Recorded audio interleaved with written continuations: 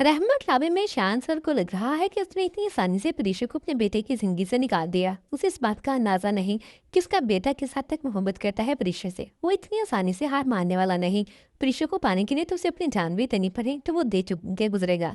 तो शान साहब ने इतनी आसानी से कैसे सोच लिया कि प्रीशा बारी की जिंदगी से निकल गई। अब जब बारी को अपने बाप की हकीकत मालूम होगी कि किस रास्ते पे मेरे बाप ने मेरे नवसरों में अपनी इज्जत बढ़ाई, खुद को सच्चा साबित किया और प्रीशा को फिर बेइज्जत करके ऑफिस से निकाला, तो उसके बाद में भानी अपने बाप को वार्न करतेगा। अगर वो शादी करेगा तो सिर्फ और सिर्फ परीक्षा से करेगा, वरना अपनी जिंदगी में किसी से भी शादी नहीं करेगा।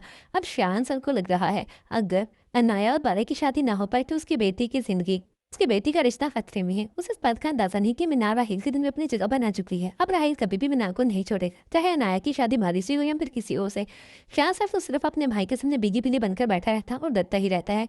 उसे दो टोक जवाब दिया हो, उसकी हिम्मत ना हो दोबारा बातें सुनाने की। लेकिन अब बारे परीक्षा को मनाता ही दम देगा, चाहे बार बार उसे परीक्षा की मिन्नतें करनी पड़े, परीक्षा के घर वालों को मनाना पड़े। परीक्षा तो इतनी आसानी से नहीं मानेगी, क्योंकि परीक्षा अब बहुत अनाजादी है। वो कभी भी अपने अना पर कॉम्प्रोमाइज, अपने ईगो पर कॉम्प्रोमाइज नहीं कर सकती। जिस तरह से शान सर ने उसे बेइज्जत किया और उसकी औकात याद दिलवाई, इसके बाद तो परीक्षा चाहकर भी बारे से अपनी मोहब्बत का इजहार नहीं कर सकती।